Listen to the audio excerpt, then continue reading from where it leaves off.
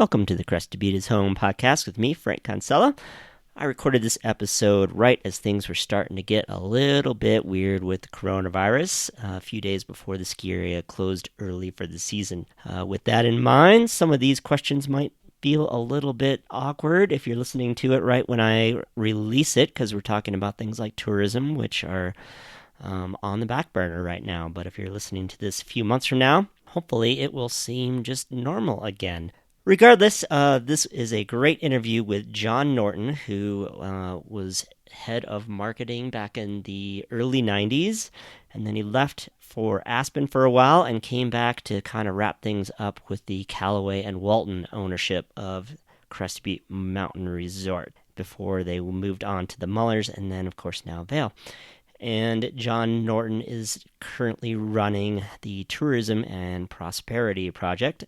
So that was really interesting, too, to talk about tourism efforts here in the Valley, and then also what they're doing with the prosperity part of that, supporting entrepreneurs here in the Gunnison Valley. So one other thing, if you can, please leave a review, or better yet, share this podcast with some other folks. With everybody staying at home right now, the podcast listens are way down, and that's okay, actually, but at the same time, it's nice to see that people are listening. So with nobody commuting, nobody is listening to some extent. So if you have a minute, share or give a review or whatever you want to do, I'd really appreciate that. And let's go ahead and get to the interview.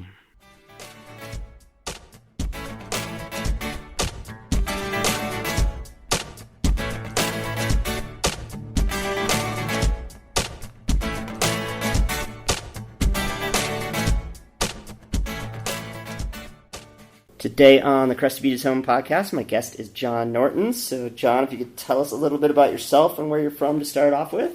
Yeah, I'm from Pittsburgh, and now I live in Crested Butte. I've lived in Crested Butte off and on for the past 35 years. What about in Pittsburgh? Were you into the outdoors? Were you into skiing, biking, all these things that you're into here, or was that something you picked up? No, absolutely not. I was into football, hockey, and baseball.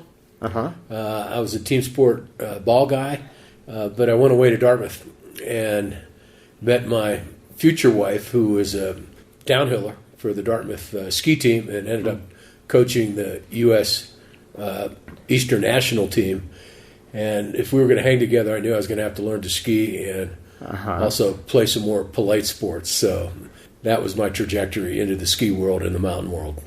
So that's where you learned to ski, and if I remember, Dartmouth even has like their own little hill too, don't they? That's right, Dartmouth Skiway. Yeah. Awesome. So that's when you learned to ski.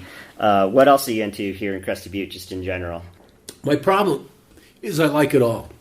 So I backcountry ski, I Nordic ski, and I alpine ski in the winter. And I suppose I like the backcountry and the alpine the best, but I like the Nordic too. Sure. And then I like to fly fish and kayak and mountain bike in the river kayak in the summertime. So my sports docket is always full. And what's nice in the summer is when the kayaking is best, the fishing's no good. And when the fishing gets better, the kayak season is calmed down. So Perfect. They're great contra-seasonal sports. All right, well, let's go back to Dartmouth then. So what did you study there, and then where'd you go after Dartmouth? Well, I was a religion and philosophy major. Then I went into the Marines. Okay. And then I did some graduate work at the University of Georgia and the University of Virginia while I was working for Proctor and Gamble. I was kind of in the thick of a Proctor and Gamble career when I had the opportunity to come out to Crested Butte in 1985. And my wife, being who she is, we jumped at the chance, and we've been in these mountains on either side of the Maroon Bells ever since. How did you get from the Marines to Procter and Gamble? That sounds like an interesting. Well, there was no war going on, and so my services weren't particularly needed. And P&G at that time in the late 1970s was one of the companies that was really well respected for their training programs and a great place to go to work, along with IBM. And so I was lucky enough; they thought I had the leadership to go in their, management training programs. And that's where I was for 8 or 9 years. So how'd you go from soap and deodorant to Crested Butte and skiing? Well, a friend called and said that Crested Butte was trying to find a person with marketing savvy. And at that time, the ski industry wasn't particularly sophisticated in marketing. Mm-hmm. And the route to be the marketing director was typically the, ski school manager, salesman, marketing director. And at that time, the Calloways and the Waltons owned the mountain, and they were betting the farm on the first nonstop flights from Dallas and Houston and Los Angeles on American Airlines. And so they didn't have the room to screw around with a marketing program that was going to make the company successful. And in fact, they were betting the company on the success of those flights, and if the flights weren't successful, they would have lost the company because the guarantees were so large, and at that time the revenues within the ski company weren't that big. So that's how I ended up here. So just to explain a little bit more, so they, and if I understand this correctly, they were one of the first ski areas to guarantee, or maybe they were the first to guarantee flight money, basically, that enough seats would be filled to make it worthwhile for the airlines. Is that correct? That's right. We were first. And the year after came Steamboat and Eagle Vale. And the year after that came Jackson Hole, and then came a slew of other areas. So the way it worked is we said, geez, American, we know you could be successful flying in here. And they say, we know that we've got to be. And so the flights cost whatever they were at that time, $18,000 a round trip or $19,000 a round trip. And we had to guarantee that there was going to be at least that much revenue on the plane, or we were going to have to make up the shortfall. And then, but the profit obviously still went to them, so they had a pretty good deal going. Right, they couldn't lose.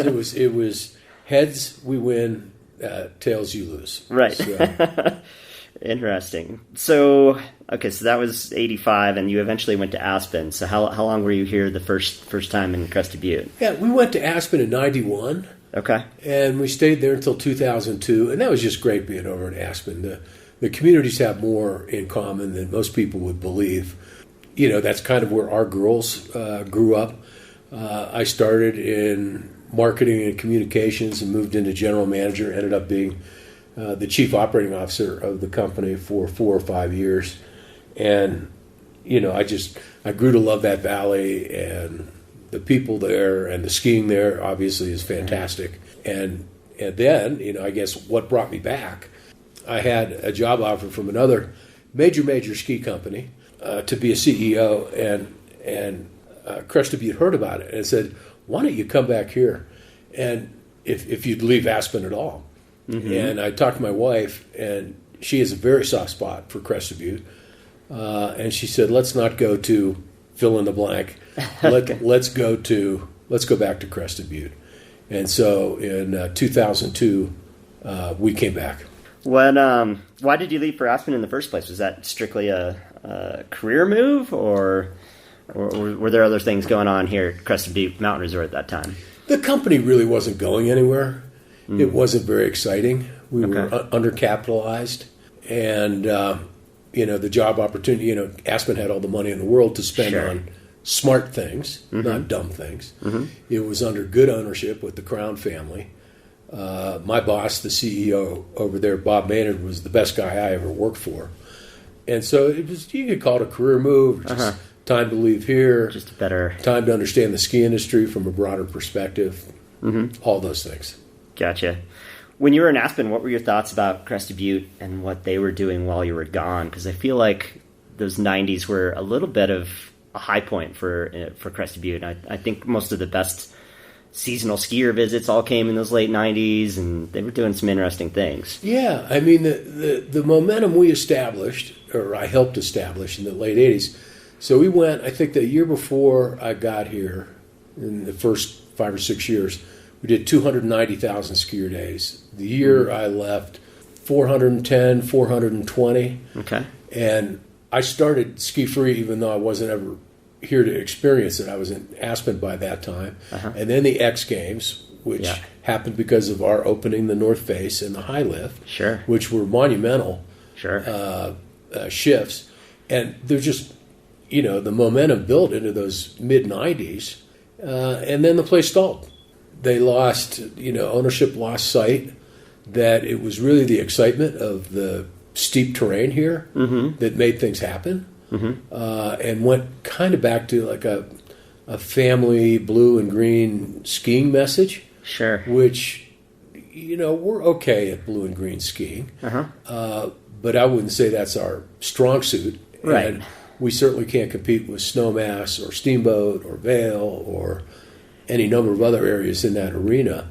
And by the time I got back in 2002, we had regressed to kind of the low mid 300,000 skier days.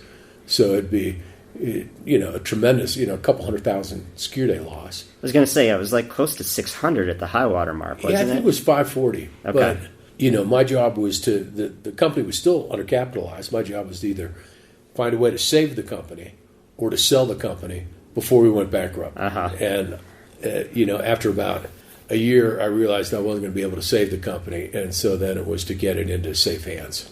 Really? Okay. So things were that grim back in those early 2000s. Totally grim. Totally grim. Yeah, interesting. And was that all because of Crested Butte Mountain Resort? Or, I guess the rumor was always the Calloways and Waltons business interests in Georgia were struggling as well. Or was it one or the other? Yeah, no, I think it all had to do with here. Okay. And still, if you think about it, there's the last, oh wow lift that we put in here was the high lift in 1991. That's 30 years ago. As far as a new lift, yeah. Yeah, the East River replacement from the fixed grip triple to the high speed quad. That's a nice improvement, but sure. It didn't revolutionize the world. The North Face and the high lift did. Yeah. And I think if we ever get around to the Teocalli drainage lifts and the new North Face lift, that would provide the same kind of shot in the arm that we had back when we put in the old North Face and the high lift. Okay, so Crested Butte does sell. So what year was that? And talk about that period of time. Yeah, it was 2004 in the spring. The Muellers, who then formed the Triple Peaks company that included Okemo and Sunapee, along with Crested Butte, and they asked me to stay on. I had some consulting business opportunities that I didn't want to stay on. Then they hired me to be a consultant to the company for about 6 or 7 years, but I started my own consulting company during those years, not working in the ski industry at all, but working in kind of, transformational leadership in corporate America. Okay. And, the Muellers, I think, actually lost faith in Crested Butte. I don't think they ever figured it out. Their advertising and their marketing was aimed at, again, the blue skier that didn't work before. And then, we got completely lucky. And I mean completely, because with the advent of the Icon Pass and the Alterra Ski Company, which is the only competition that Vail Resorts has in the North American marketplace, Icon had picked up Sugarbush and Stratton and Loon Mountain and Mount Tremblant, and basically they had wrapped up the Northeast except for Stowe, which Vail owned. Yeah, and Vail had to react quickly. Yeah, and the only areas of note they could get was Okemo and Sunapee, owned by Triple Peaks. And I think the story goes something like, "We're not going to just sell you Okemo and Sunapee. You have to take Crested Butte as well." Sure. And Vail said, "Fine," but I think if they had been given the opportunity to pass on us, they probably would have, but they weren't. And now I think they're starting to get pretty excited that they do have Crested Butte, a real skier's mountain, for a couple reasons. Only Whistler in their portfolio is something like us. A destination resort that's a true skier mountain. Sure. And I wrote in my newspaper column a couple weeks ago that our net promoter scores in the Vail family, and I think there's 32 or 36 ski areas in the Vail family, are second only to Beaver Creek. And so, that's pretty phenomenal. That means that people are more satisfied coming to Crested Butte than they are to Whistler, Vail, Breck, Keystone, Park City. Yeah, some pretty darn good areas. And I think the people in Broomfield have got to look at those surveys and say, we might actually have something here at Crested Butte. And their marketing has been exactly right. They're not marketing anti-family, but they're talking about the spirit of the community and the steeps that you can ski here. And I think we finally have an ownership group that's hitting the nail on the head. And now we're seeing 2 years of winter growth, all right, with almost no capital expenditures. The Teocalli lift replacement, you don't get a whole lot of credit for a lift being broken and a replacement lift being put in there. Sure. And next year's Peachtree is not going to raise too many eyebrows in the ski business. I will say they've done some summer grooming of the winter trails, which was badly needed, getting rid of all those vexing fir trees and aspen trees that were growing everywhere on the ski trails and making it difficult to ski even well into the season. Yeah. And so, the first year, as you would expect, we grew. And that was a combination of the Epic Pass, and then we had an epic snowfall winter. Yeah. But this year was kind of average. And other people in Colorado had boomer snow years, notably Breckenridge, which you can use your Epic Pass for as well. And we've grown. We grew about 6% in December and 6% in January. We don't know about February. And, March may be impacted, at least the end of March may be impacted by the coronavirus.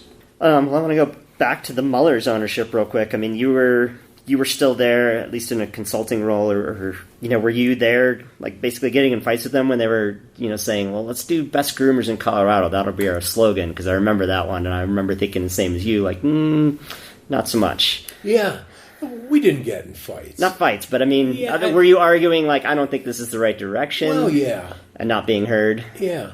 Yeah. But, this was a family that was very together in their decision taking and not to be dissuaded, even in the face of things not working out as they hoped them to be. And so they never grasped on to what the steeps could be and how attractive the steeps can be to real skiers. But that's water over the bridge because Vail seems to understand it. Right. Well, and I felt like the Muellers did understand it the last year or two. They did start to pivot a little bit in that direction, but maybe I'm just making that up in my head. But I felt like they started to say, maybe let's remember that we have steep slopes here and talk about it. But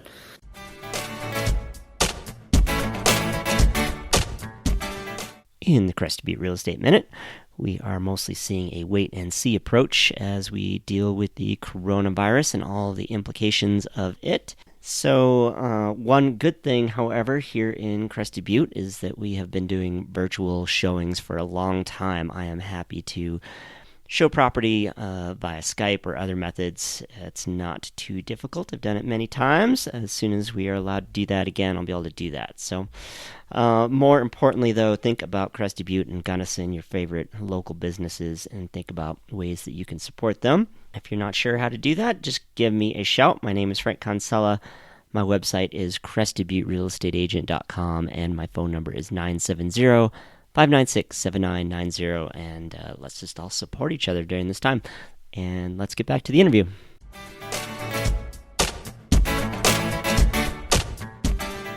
Okay, well, let's just switch with that. And where do you work now? It was a couple years ago, maybe 4 or 5 years ago, that the county came to me and said there had been a big transition at the Tourism Association. And they asked me if I would step in and keep the association running for 3 or 4 months until they could find a new board and then have the new board hire a new executive director. And I told the county, sure, as long as I could keep my consulting company going, which had become pretty successful. And they said fine. And then the new board asked me if I'd stay on after 4 or 5 months. And I said, on 2 conditions. I said, one, I still want to keep my consulting company going because it's going. And 2 is I want to move all of our chips onto mountain biking and trails in the summertime. We had a very diffuse message, a mile wide and a foot deep in terms of summer. We have music and we have hiking and we have flowers. Sure. this and that and the other thing. And I said, what we really stand tall in is mountain bike trails. And we've never exploited that, and we should. And so the board asked only one question. They said, you could keep your consulting business going. What if mountain biking doesn't work? And I said, well, if mountain bike does work, then we're going to have to switch. Sure. I'm not going to ride a dead horse. But let's give it a year or two. And it worked like a charm, as you've seen, and everybody else who's been spending summers in here. We've had 5 summers of growth. Our trails are getting used. We're, talked about in terms of the best mountain biking in the United States, or the second best. We're certainly in the top 3 in almost anybody's book. And now we have people following us, like Bentonville, Arkansas, the Walmart family, and Taos is starting to get it. And even Telluride is, we've turned heads by our success in mountain biking, and other people are thinking maybe this will work. So anyway, it's been a lot of fun making summer grow and seeing that mountain bikers are destination travelers. They will put some miles on to go to a place they want to mountain bike. It sounds like you have a business philosophy of really emphasizing whatever it is, the best feature. You were talking about skiing. Let's emphasize the steeps because we have world-class steeps. Biking, we're world-class biking. Is that the same thing you were doing with your consulting business when you'd be talking to a company and say, well, this is your best attribute. Let's focus on that. Yeah, no, my consulting is... Or is that wasn't marketing? In a completely different league. Okay. It's my consulting is I get a small group or person who's super bright in a key leadership position and has some fatal flaw, has some Achilles heel, which is going to hurt his opportunity for advancement, may cost him his career.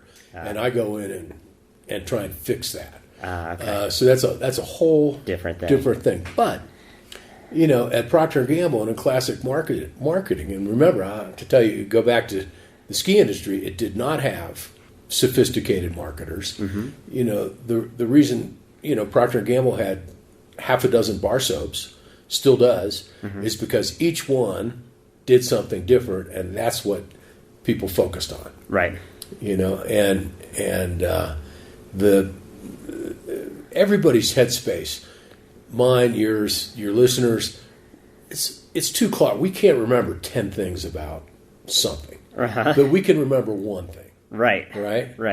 And so I just, we laid it all. Now, Three Rivers said, geez, John, what about us? We do rafting. I said, if we're successful, your rafting is going to be successful because we're not a destination rafting place, but you do need, in a week, particularly when you're as old as I am, a day off from mountain biking. Sure. Right? And so that's your rafting day. You're not going to go 2 or 3 days, I don't think. Right. And you're not going to come here on vacation to go river rafting. You'd be over in the Arkansas River Valley. Sure. And so, it's lifted restaurants, it's lifted the theater, it's lifted river rafting. I'm not sure it's lifted fishing, but fishing's obviously very solid right now.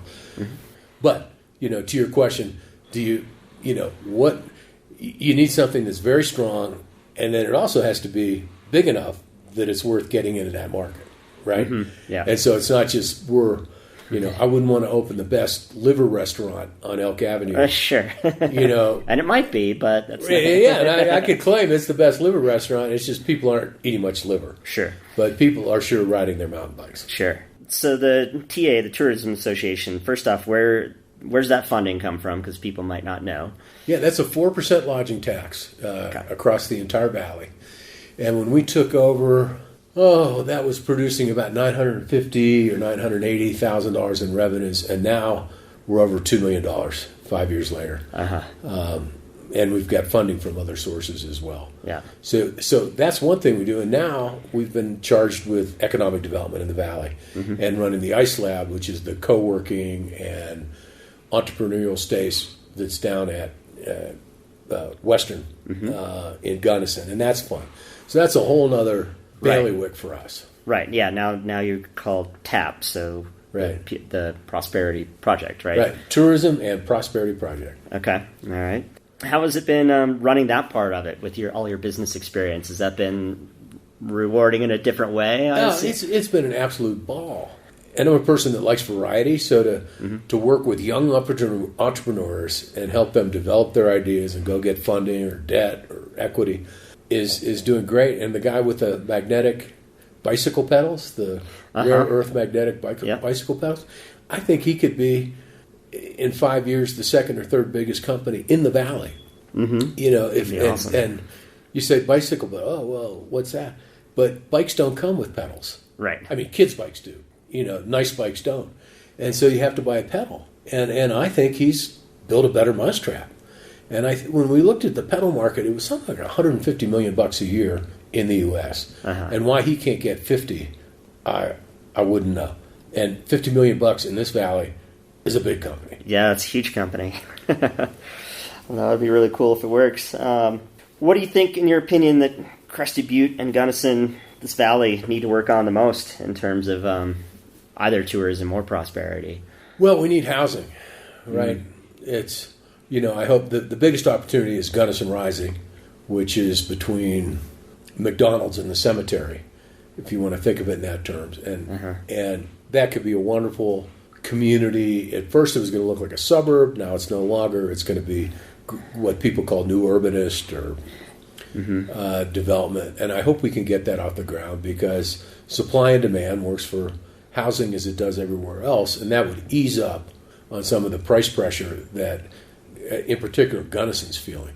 Yeah. I never thought I'd hear the day when people were complaining about Gunnison housing prices, but they are. And even our federal agencies who operate in the valley, the Park Service, the BLM, and the Forest Service, are complaining about transfers, getting sticker shock during a visitation and saying, I'm not going to move here from North Carolina, South Dakota, California, because the prices are unaffordable based on what what you're paying me. Mm-hmm. And so we need to fix that. And then, trying to put a third leg on the economic stool here. We've got tourism, all right, and that's going to remain our number one. It just is, and it is for the state. Then we've got Western, and that new Rady computer science and engineering project is going to be unbelievable. And then we need some entrepreneurs, which we're trying to grow, and get companies that can hire 5 or 10 or 15 people in well-paying jobs, interesting careers, and have the chance to live here with our wonderful school districts and our wonderful outside.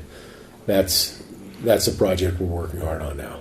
Sounds like a good three-prong approach if it all works out that way.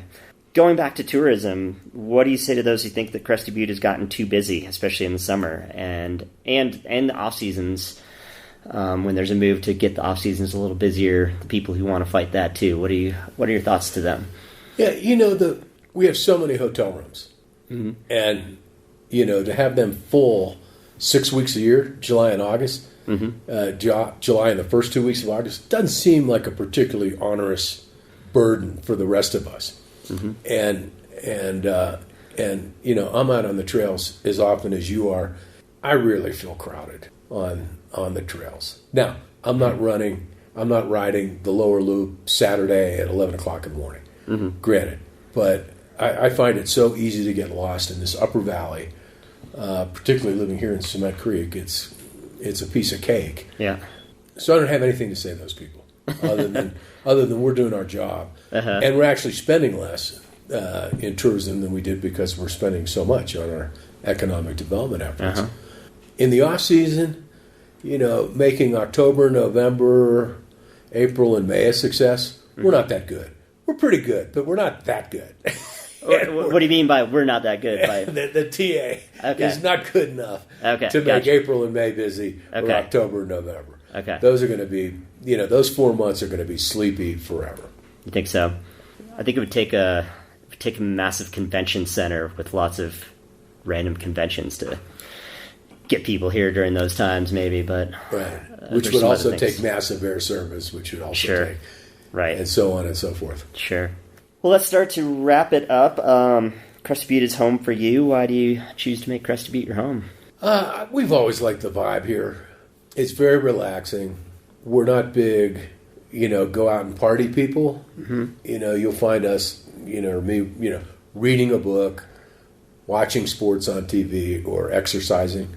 most of the time. We like the pace. We've got some great friends here. It suits. And, as much as I loved Aspen, I was a younger man when I was in that frantic pace of Aspen. I had the energy for that. I don't think I do anymore. I'm ready to kick back and call it a day relatively early. And I love the mountain. Yeah, I just love skiing the mountain. Yeah, I think it's a really, really fun ski area, and I've been a lot of places. Where can people learn more about you and the TA and Ice Lab and all those other things? And I'll put it in the show notes. You can't really learn more about me, but the TA, the website is Gunnison-Crested And that's where, you'd have the TAPP and the economic development on there as well. It's all there. Okay. As well as all the tourism stuff. Perfect. Anything else I should have asked that you just feel like talking about? Oh, no. Okay. No. You covered it. I have a friend who moved to town, and he sent me an invite for bike rides every Tuesday afternoon all summer long. Mm-hmm. And I told him, this is a guy that moved from Raleigh, North Carolina to take over the Ice Lab. And I said, you're getting ahead of yourself. You have got to learn to love winter at least through the end of April. Yeah. And then you can release your brain and get into other stuff. Of course, having said that, I went fishing last week and froze my tail off and didn't catch a thing. So, but it's still winter here, and I love winter. Me too. Last question. Who else should I interview? I'd interview Jana Kieselman. And you may not know her, but I'll put you in touch with her. Okay. She's had a very interesting business career, lives up in Meridian Lake, and does different things here that a lot of other people don't do. Perfect. Sounds interesting. All right. Well, thanks so much. All right. Thanks for listening to the Crested Butte is Home podcast. Please subscribe on your favorite podcast player or visit CrestedButteIsHome.com for all the episodes as well as real estate information. And as I mentioned in the intro, if you feel so inclined, please share this podcast with other people that you think might like it, or at least drop a quick review on Apple Podcasts or wherever you listen to your podcasts. I'd really appreciate it. My name's Frank Kinsella, and I will hopefully see you again in a couple of weeks. I need to figure out how to record these remotely, but I think I can do it. And till next time.